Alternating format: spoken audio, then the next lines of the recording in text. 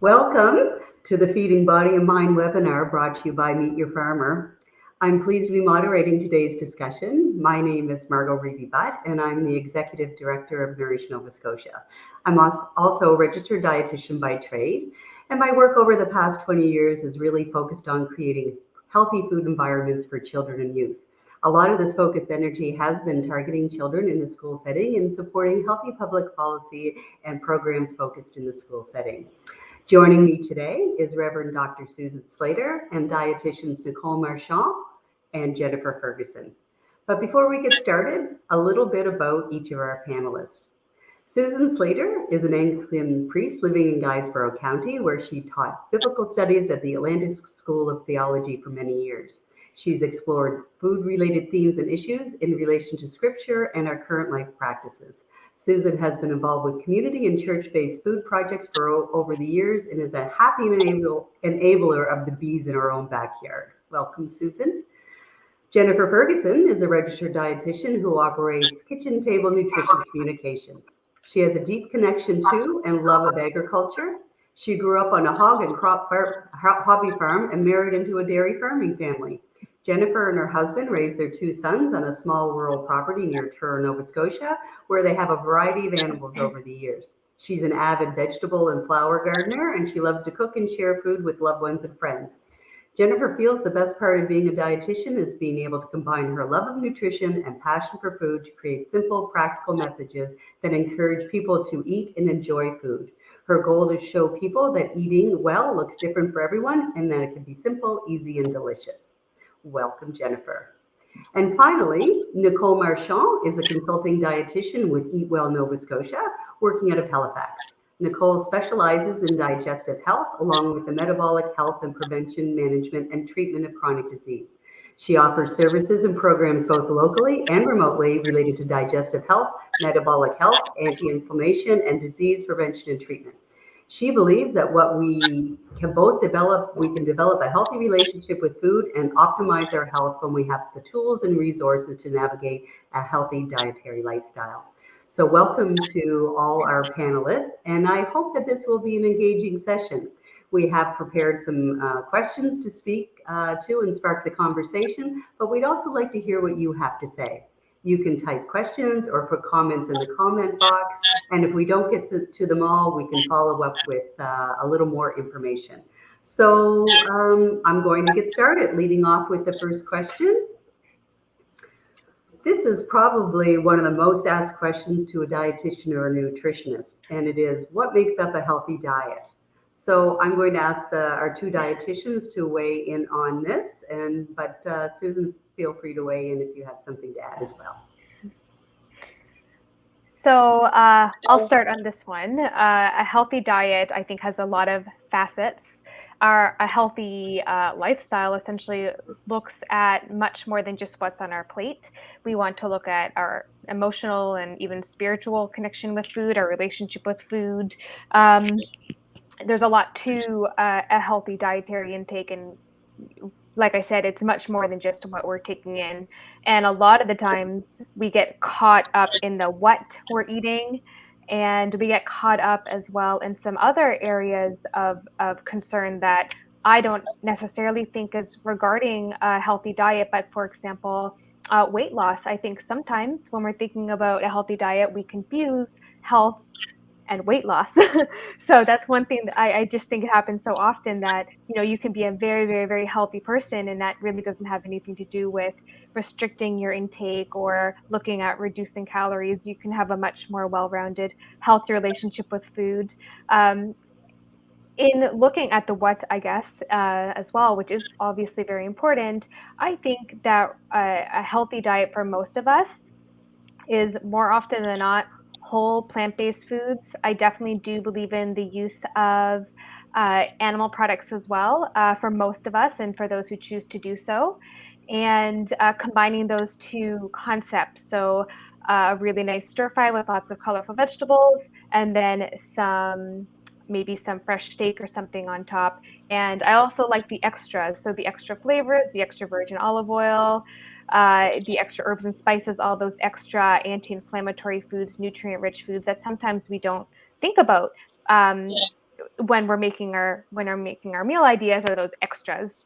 And on top of that, I think within the what healthy eating is, there's also that space to completely go outside of that because that comes down to the healthy relationship with food as well. So you are going to go, out for food with friends and family, and you are going to go to potlucks, and you are going to go on vacation.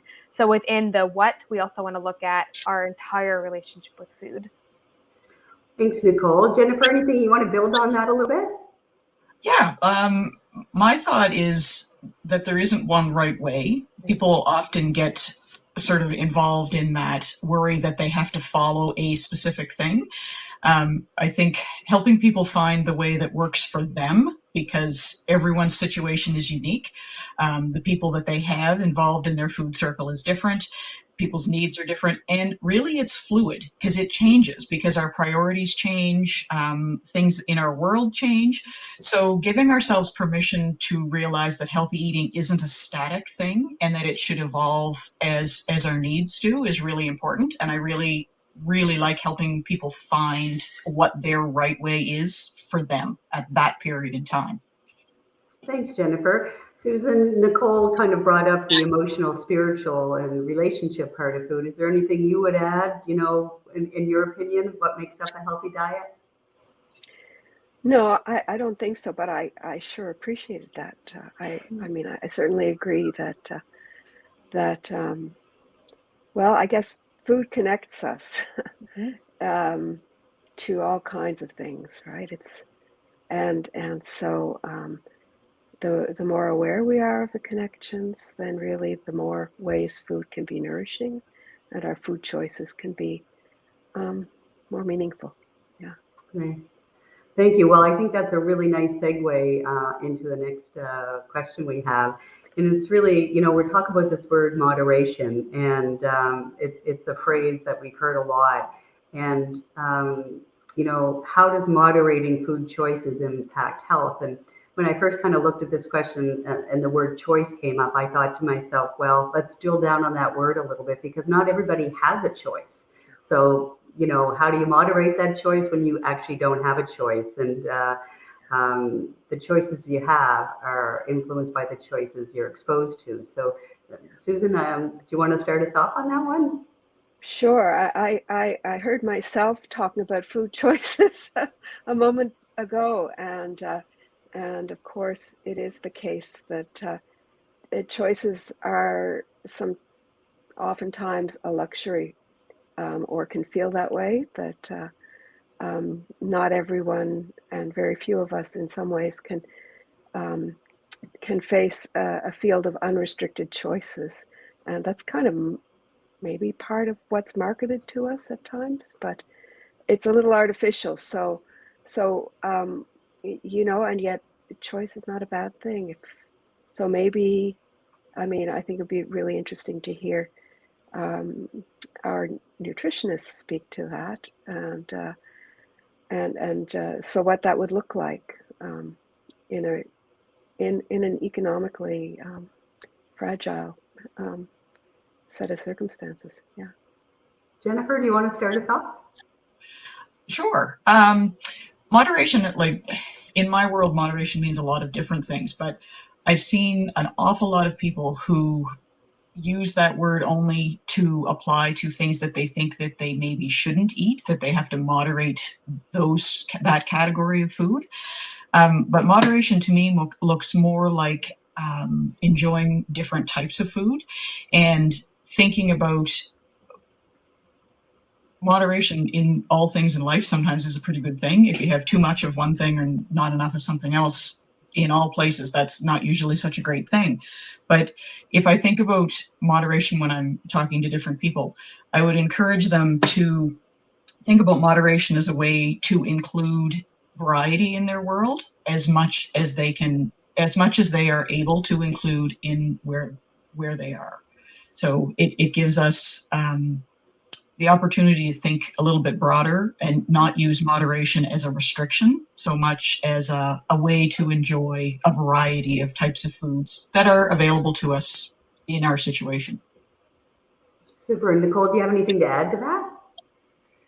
I definitely agree with of course, with everything that's been saying, but with the concept of using moderation by way of more abundance than about restriction. And I think it also goes back up to my original point in question one, is that I think we are confusing a lot of the times in our society what health is and what wellness is and what nourishment is. And this love of food and a healthy connection with food, once again with that restriction, that black and white concept.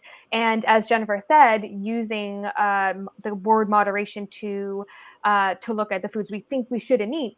That just, once again, it kind of speaks to, I think, a lot of the more cultural or societal concerns around healthy eating, essentially. So yeah, that's my take thanks, on that. Nicole. Oh, there, Susan's back with us now. That's great. Well, we talked for a little bit now, and we're looking to see if there's any questions from the audience to come in there. We're taking live questions. You can type them into the box. So we have one that came across, and I'll just read it out loud. It says, "What is your favorite Nova Scotia food and why?" Anybody? Oh, we lost Susan again. Hopefully she'll jump back on. Any favorites come to mind, Nicole? Seafood of all types. I especially like scallops and shrimp, I would say. Nova Scotia is interesting because with all the seasons and with all the landscapes and with the variety of foods we can get here, there's so many different things. But I think quintessentially, definitely seafood for me. Yeah, and I would say many people might not know this, but there's actually a lobster season open around the province in Nova Scotia at all times of the year. You might have to travel a bit, but that's one thing. And I would echo that for seafood for sure, and also apples. So there's my 1 and 2. How about you, Jennifer? Oh my heavens, there's so many. It's hard to pick. I'm very much a vegetable person, so I really like the variety of vegetables, but blueberries are one of my favorite. And oh my goodness, there's just too many. They're all good. Yeah. Do you have any favorites, Susan? We're talking about favorite Nova Scotia food and why. Okay, well, I love the soft fruits, the strawberries that are fresh and local, so they don't need to be the kind of thing that will last forever. They're fresh today and delicious. Yeah, they make you appreciate the seasons. You look forward to June when those strawberries are coming out for sure. I know. For sure. Well, thanks for that. So we're going to move along and talk a little bit about Canada's Food Guide. It was changed in 2019 and doesn't look the same at all as it had in previous years. So gone are the recommended number of servings and very specific food advice. And so thinking about Canada's Food Guide, what advice might you have on that, for following it? And I would just more broadly say to the audience, if they weren't aware of some of the changes, like I said, there's no serving sizes or recommended number of servings. It's more like guiding statements like have plenty of vegetables and fruits, eat protein foods, make water your drink of choice, and choose whole grain foods. So, and then they go on to saying healthy eating is more than the foods that you eat. And we've already touched on that a little bit. So I'll invite the panelists, maybe beginning with you, Susan, to speak to that statement. Healthy eating is more than the foods that you eat. What does that mean to you, Susan? Well, I think about some of the things that in fact are named and in the like farther on in the food guide after the plate and so on, like eating together, right? Healthy eating can involve companionship and just the ways that food is one of those things that connects us and that we join together. From the basic level of people actually tend to eat better when we're together, right?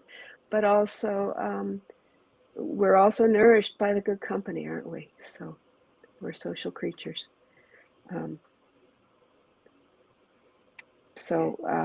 I think the other piece, of course, is when we eat together, sometimes we have food traditions that come out, or sometimes even we might get together around our differences and share food traditions, which is a lovely experience of connecting across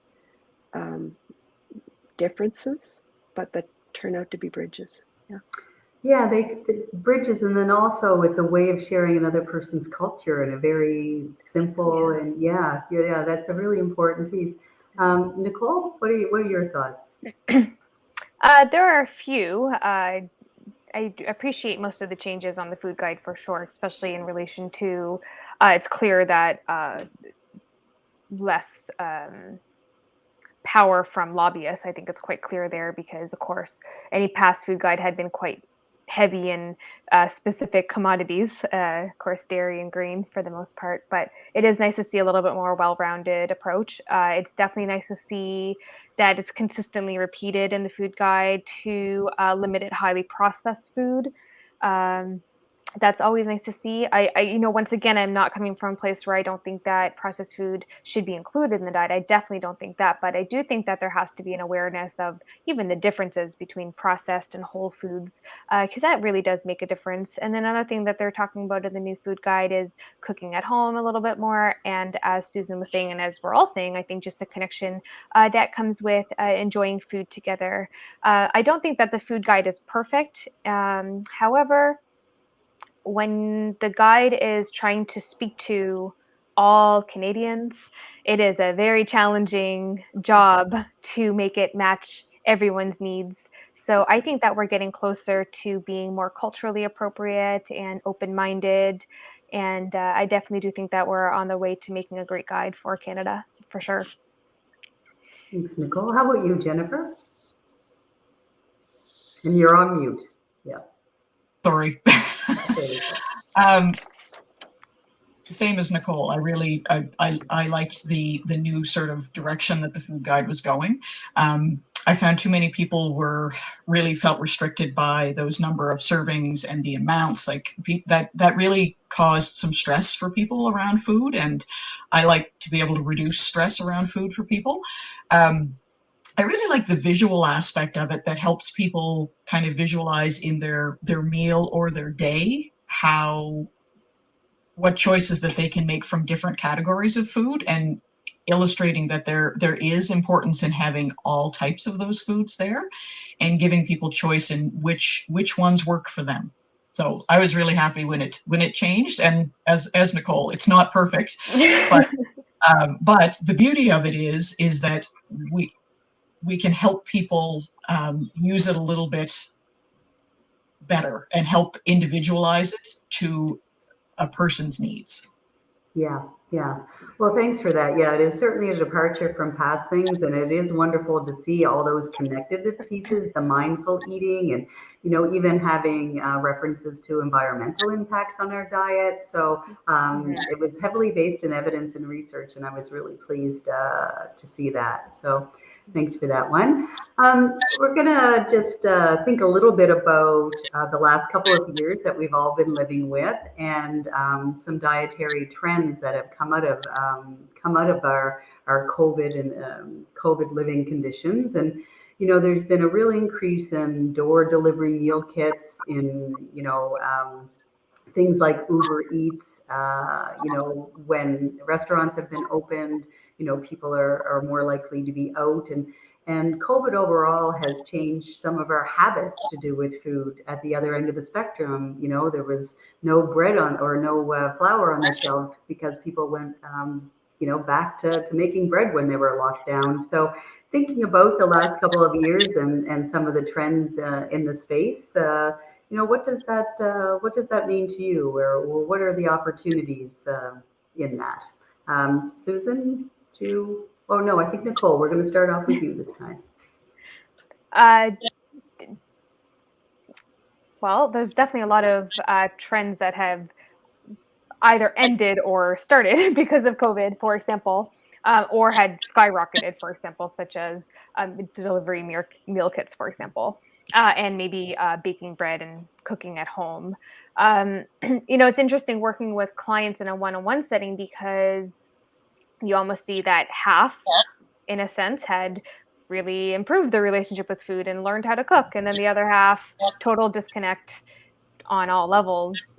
So there's almost, it's not necessarily one or the other, but you do see a big spectrum of how the trends have affected people, or how they've actually used or not used the trends, for example.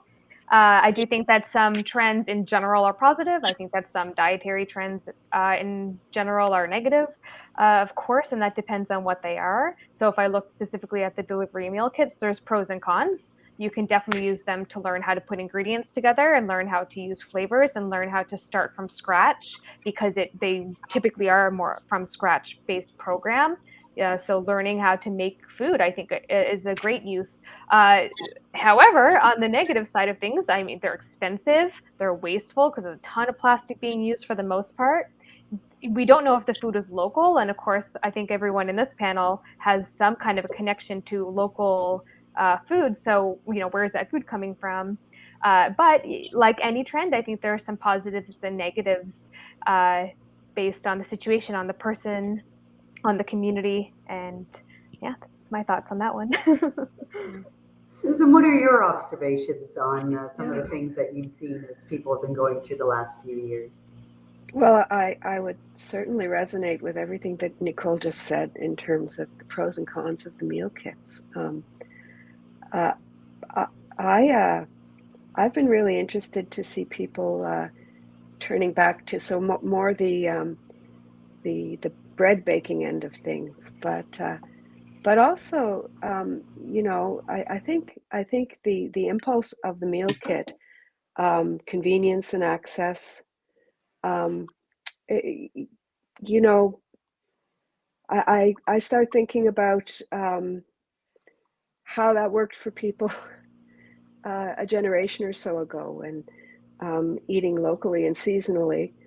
Well, you can't be picking too many fresh products in the middle of winter around here. So, my parents and my grandparents, they put things in jars and put it up, for the winter. And so green beans, pickles, and people have said to me, when we open up that jar of green beans, they taste just fresh, like from the garden, right? So it's a way of bringing the season with you into the winter.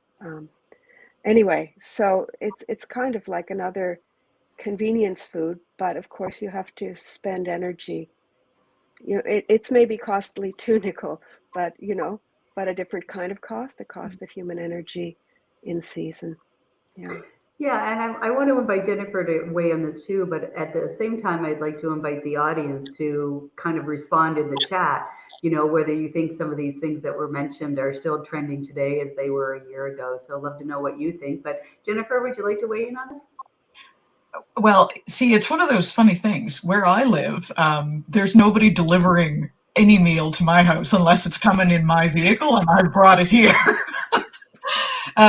So I'm really interested in how people are using those services. And like Nicole said, I'm really hopeful that some of those opportunities have given people confidence in their abilities to actually prepare food, because a lot of people are sort of maybe a little bit nervous about cooking itself. They think maybe it's really hard. It has to be fancy, and it can't, like, healthy eating can't be easy, which, having never, I can honestly say I haven't had the opportunity to try one of like the meal kits, but I hope that people can gain confidence in their own abilities in maybe using some of those, and maybe they use that as a springboard to move their confidence level to be able to try their own recipes, or maybe feel confident to make some of those recipes that maybe their aunt or their grandfather or their neighbor that they remembered from childhood, like that they start creating some of their own family traditions or food traditions within their own kitchen. Yeah, those are great points. And I have to say, from my perspective, witnessing, everything that all of you talked about, but one thing I really noticed was the big uptake in the interest in gardening and Mhm. people converting their backyards into gardens. And I live in an urban area. And so walking to work, I would be like, oh my gosh, they've got raised beds now. And like just seeing backyards transformed, it was really wonderful to see, and it was nice to see this year that some of those continued. Mhm. So it'll be interesting to see if the audience has any comments on whether they think that these trends are going to continue. And so we've got a comment here from Joe Hurdle, who is a counselor, District 6. He said he was excited to realize purely by accident that the entire meal I cooked for dinner last night was food grown within 20 kilometers of my home by local farmers. So I'm thrilled to hear that. I wonder how you came to know that. I wonder who shared that information with you, Joel, but yeah, that's a really great comment. Any others that we're going to have shared, or should we pause for a question here? All right, so here's a question from Jeanette. How can I find a dietitian in my area, and when should I reach out to a dietitian? So maybe Jennifer, you want to start that one off for us? Well, there's a couple of places that you can look for dietitians. Dietitians of Canada is the national licensing board for dietitians, and they do have a Find a Dietitian question box. Locally, the Dietitian Network of Nova Scotia also has a Facebook page to be able to look for people, and the provincial regulatory body, Nova Scotia Dietetics Association, soon to become the College of, also has a dietitian listing that you can check out and find a dietitian in your local area. And Nicole, you do very specific clients in your practice, and maybe you can speak about how some people find you. Google, usually, to be honest.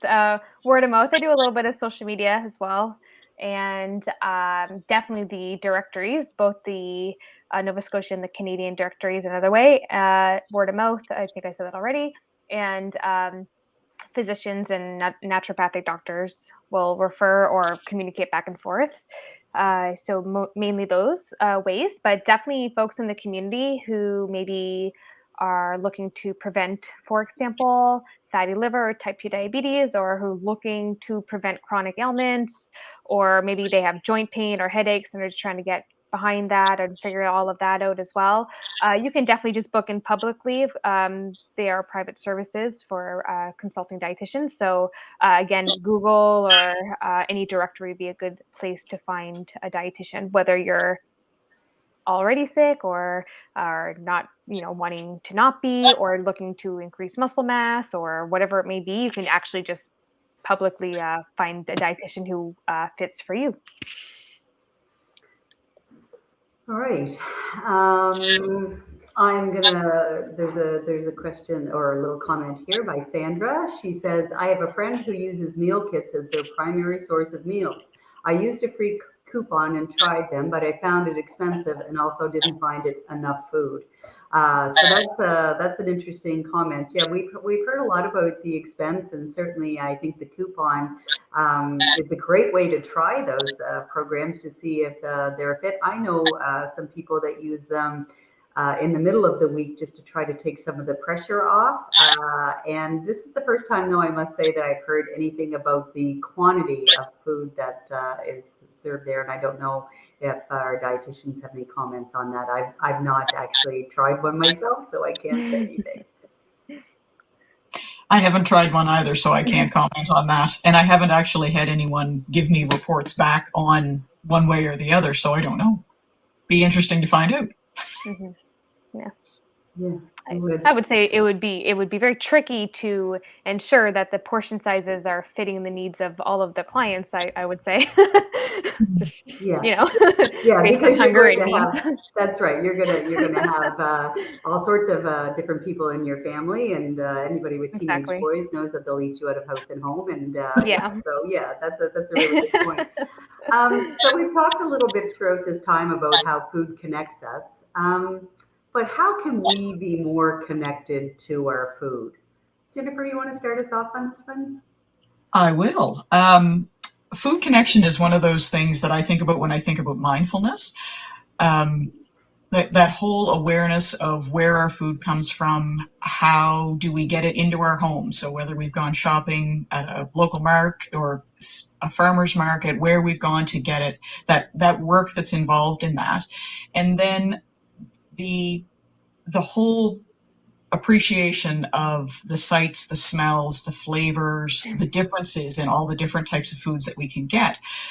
Those are sort of the things that connect me to food. Like, I really like getting my hands messy, whether that's digging in the garden or whether that's with my hands jammed in a ball of dough.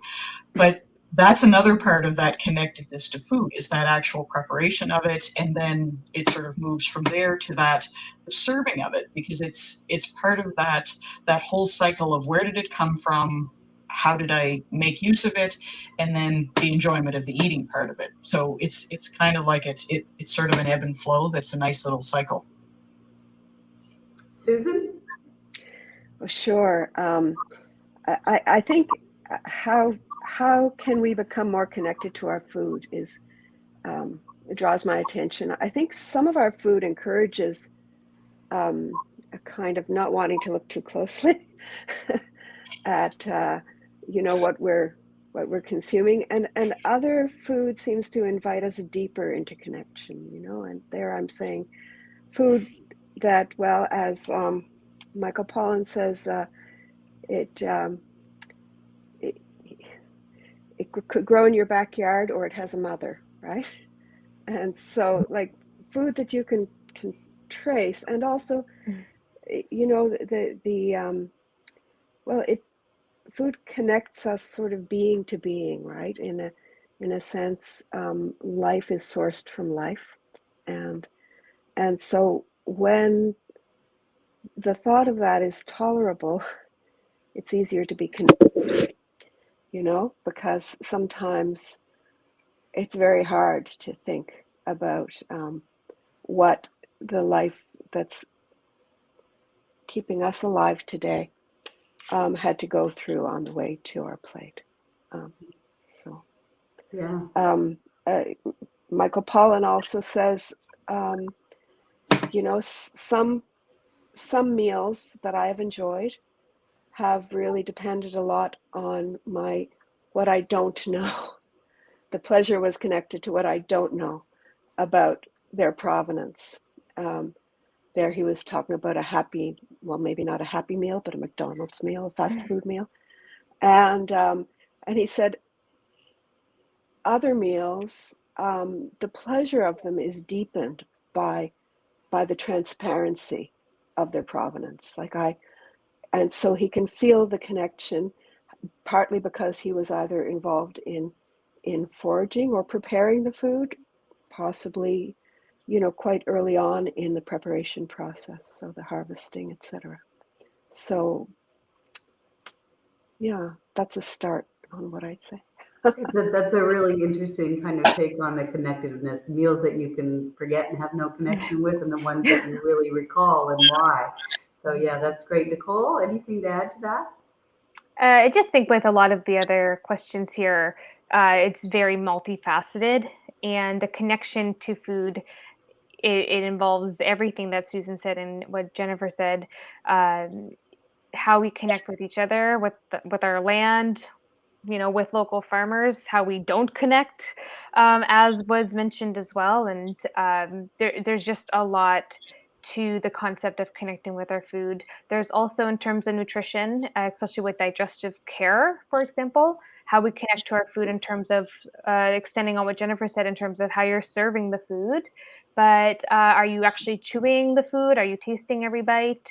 What's your enjoyment level? Are you scarfing it down because you waited too long to eat, or very hungry, or even that, like, it extends so far to eating the food all the way down to where it came from, and then everything in the middle.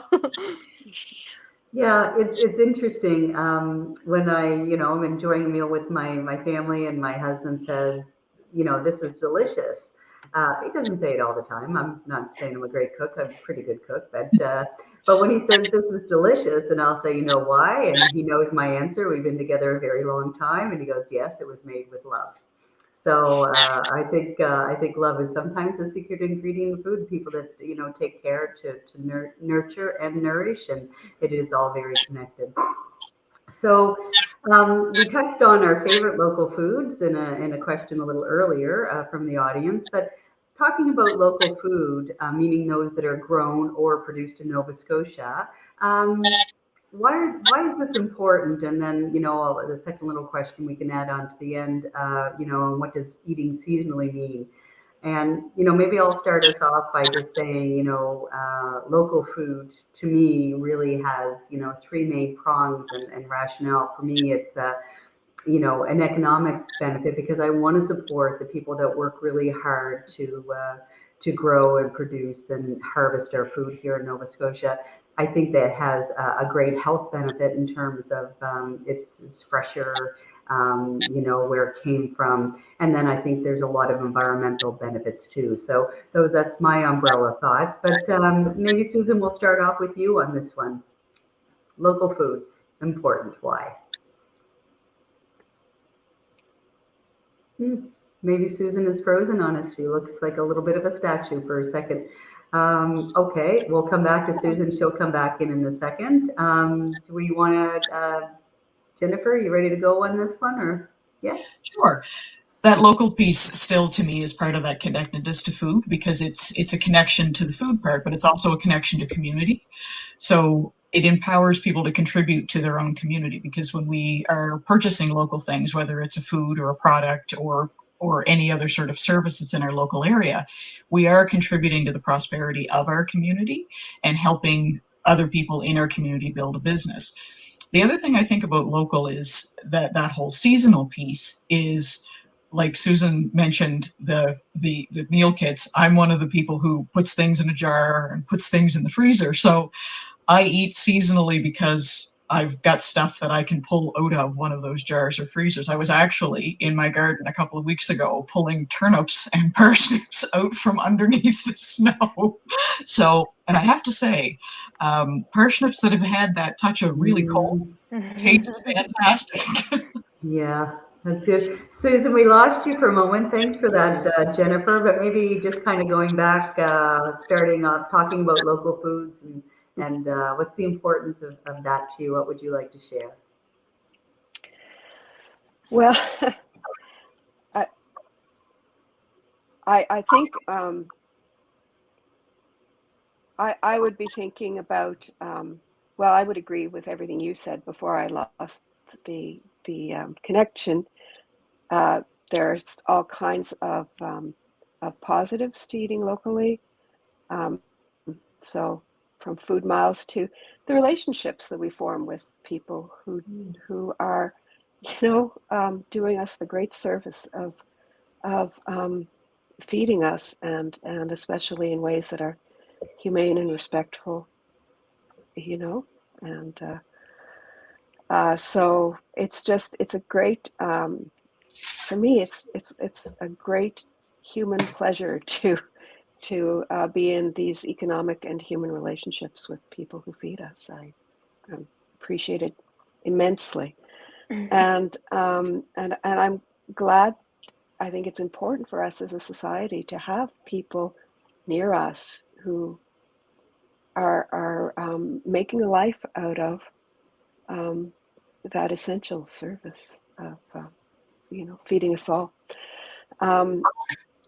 Have we moved to eating seasonally yet, or are we still on our way? Oh no,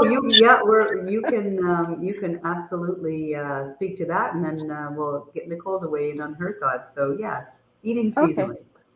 Well, I actually wanted to share a little poem from Margaret Atwood that I think, so that we thinking about how eating seasonally doesn't just mean what eating what's in season right at this moment, because of course we wouldn't eat very much through the winter under those circumstances. So eating seasonally involves also, for me, the work that we do in harvest season to be able to eat in the winter. And I think just this tradition that there's more to it than pure necessity, that what we're bottling is more than the food. Maybe we're bottling the season too. And so this is a little poem to that effect from Margaret Atwood, Apple Jelly. No sense in all this picking, peeling and simmering. If sheer food is all you want, you can buy it cheaper. Why then do we burn our hours and muscles in this stove, cut our thumbs to get these tiny glass pots of clear jelly? Hoarded in winter, the sun on that noon, your awkward leap down from the tree, licked fingers, sweet pink juice, what we keep, the taste of the act, taste of this day. I love that little poem. But I think her contrast between sheer food and food that comes with just the presence of the day that jelly was made, right? And it's a social act too, right? Juice from our fingers and so on. Yeah. Anyway. It is a social act. That's a great comment. Nicole, what do you got to add to that? That's a tough one to follow. Mostly just putting it all together in terms of what eating seasonally and local means, and it means a lot for us in terms of health and nutrition. If something is traveling less time or length, or if it's being able to be picked when ripe instead of beforehand, so that it that it can sustain the travel time and the damage that can take place during travel.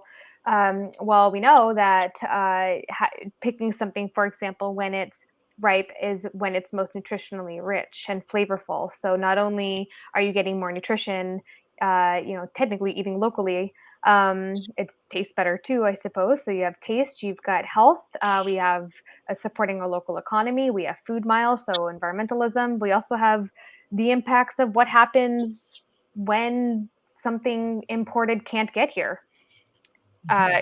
Do we have enough food in Nova Scotia for us?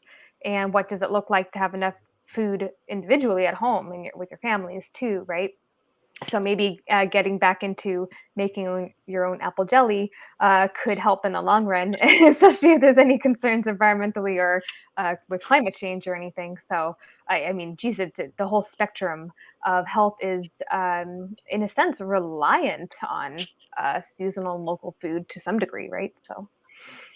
Yeah, that's great. That's great. I'm wondering if there's any questions coming in or comments coming in from. Okay, so here's a question, and dietitians are food scientists first, so I'm thinking that this might be able to be answered. So the question comes from Sandra, and it says, "Why does a frozen banana taste so much sweeter than fresh?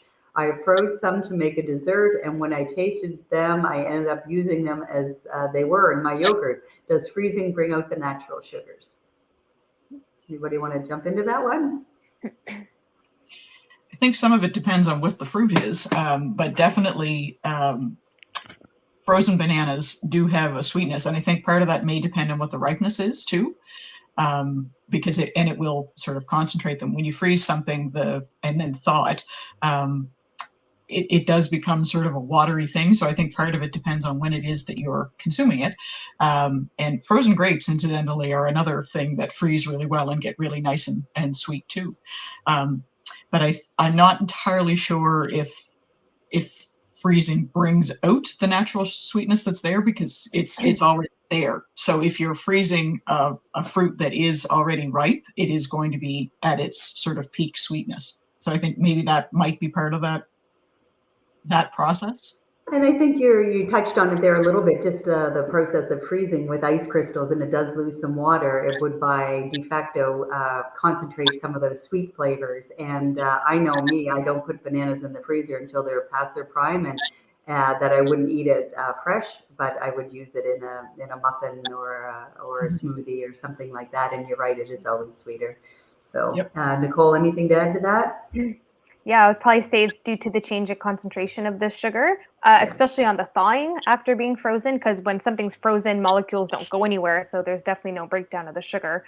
But upon thawing, I would say that the concentration of the change in water would lead to a more sweeter concentrated banana. And like what Jennifer said as well, and so did Margo as well, but when it's frozen, is it past yellow? Is it turning brown? And that's, I think, going to be part of it as well. So yeah, I think all of those are probably spot on, I would say. Yeah. Any other questions or comments before we move on, or ready to move on? Okay. So this one's a little bit about our retail food environment. Grocery stores have thousands of choices, and it can be overwhelming to make choices on what to prepare and eat, given you have a choice. We talked about that earlier. So maybe Jennifer, we'll start with you. But what are your tips for walking into a grocery store and making the best choices possible? Oh, I have several, but the first one is don't walk in without a grocery list.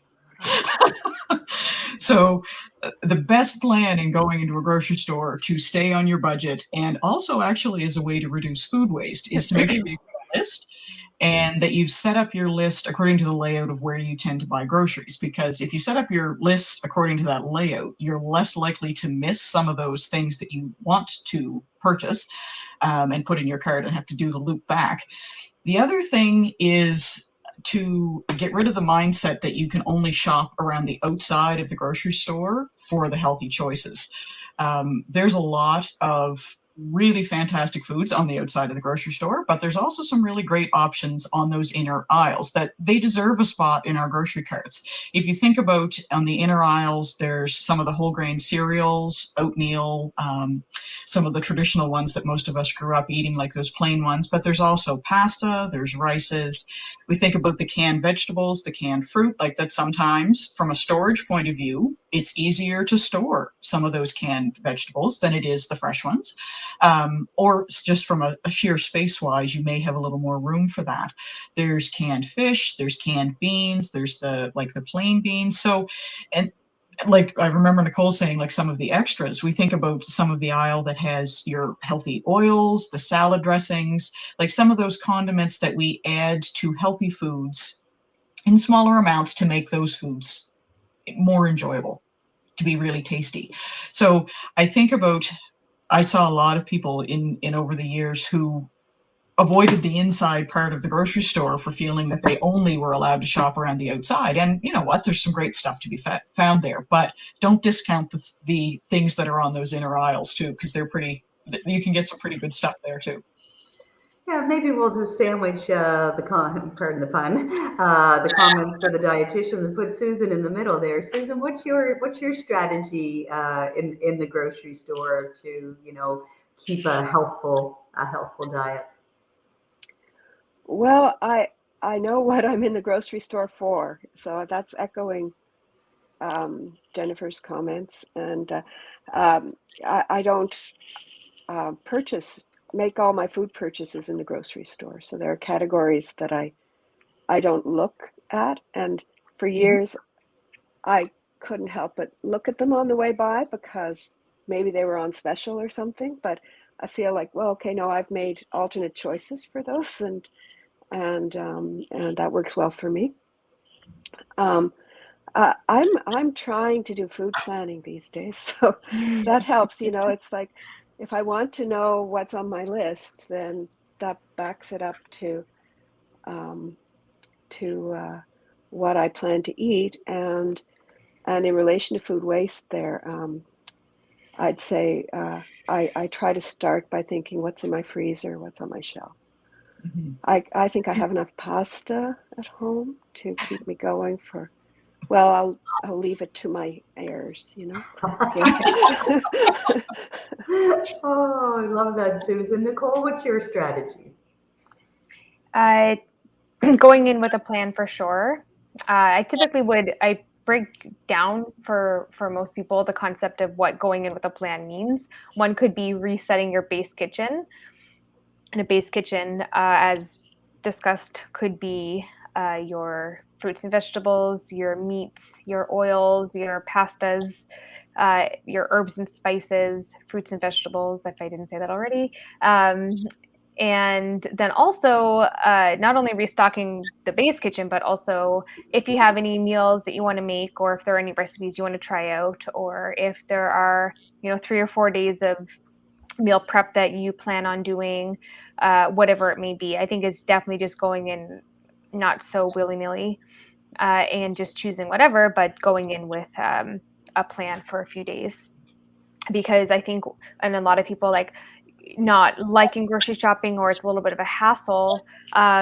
If you plan properly, you may only have to go in once or twice a week to a grocery store to get what you need. But I find if we're not so planned, we might have to go in more often, and it does become a little bit more time consuming. We do end up wasting money. We do end up wasting both time and food as well on top of that too. So definitely all about planning for sure.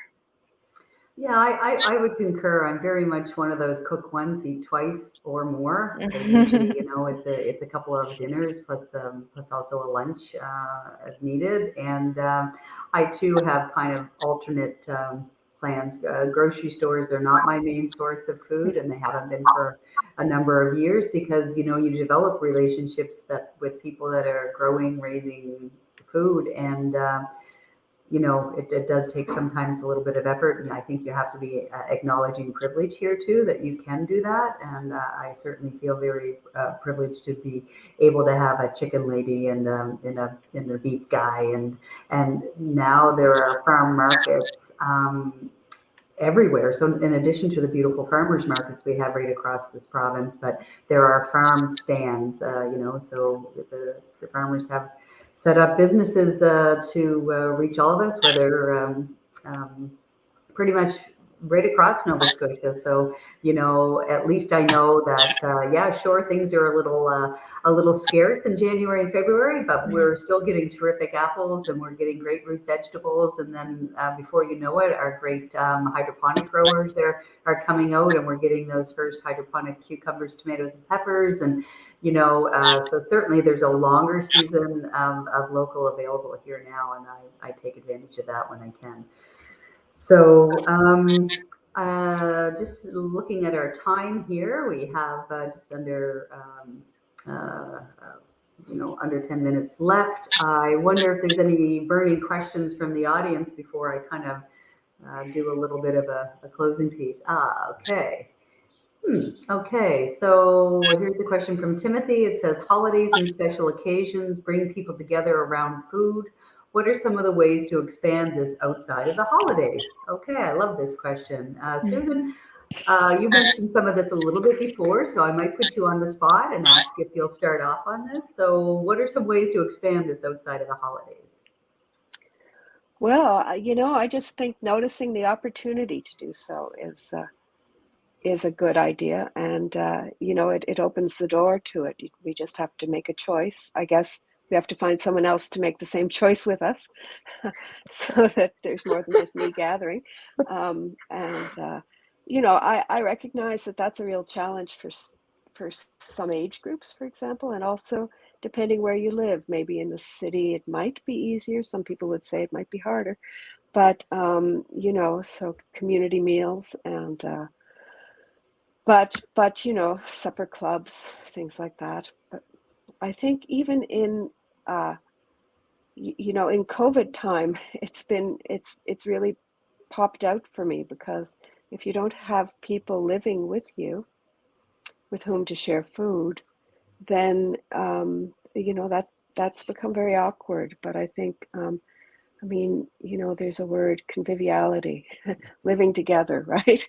That's what we do when we share food too. And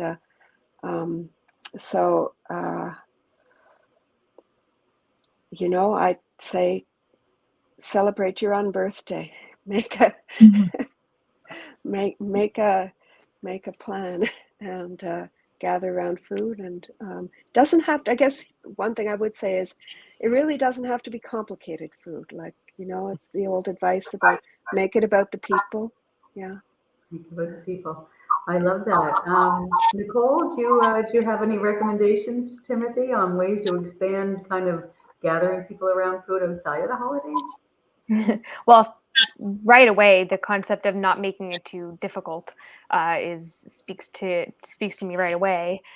You could have a dinner where everyone brings their favorite sandwiches or something like that. So having people come together with food can be done in a number of ways. I think that I typically do speak to what our society's schemas are, or where they relate to us, but the concept that everything regarding food has to be so difficult, and when you have friends over, it has to be this big old steak dinner or something like that, or roast beef or something.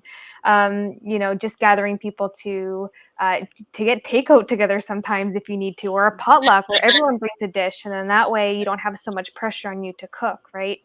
And during COVID, having video dinners together. So both of you cook a pasta dish, and then you can even talk about the pasta dishes you chose and why, and things like that. So being creative and getting out of the concept that everything needs to be really formal and challenging, and you can just really, you can have your friends over for some popcorn, and I think it just comes down to making the time, like was said already, and then also just making it something that everyone can do, and that's easy and fun and creative for sure. Anything to add, Jennifer? I think when our current situation resolves itself, I guess, I don't want to say goes back to normal, because I have no idea what normal is going to look like ever again. But I anticipate that there are going to be people gathering in like the beach parties, the patio days, the backyards, hopefully neighborhood gatherings again. So I'm like the other two panelists here, is that getting together to eat stuff does not need to be a difficult thing. It could be getting together just to go for coffee, to get that walk and that connection.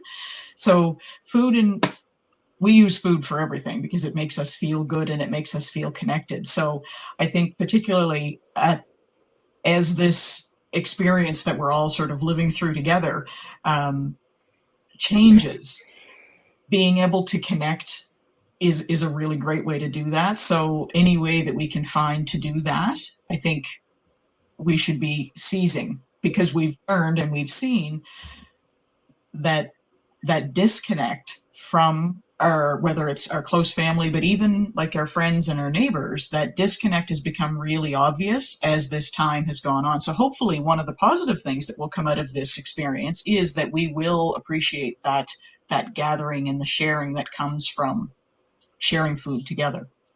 Yeah, and I would quickly just add for Timothy, I'm a big fan of what I call the regular rotating potluck, and that's been greatly impinged upon, but it's a fun thing to do, and it moves from house to house, and so you don't have to worry about your house being clean all the time, and it is not about making crazy dishes. It's making something you love and contributing so everybody gets to enjoy it. So we're almost at a time. I'm going to go a rapid round around the panelist here, and just ask you to keep it really brief, and just tell us what's one thing you want people to know when it comes to food.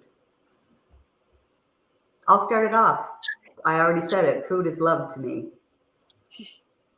Well, I can follow that, Margo. I'm all about eat what you love and love what you eat. Super.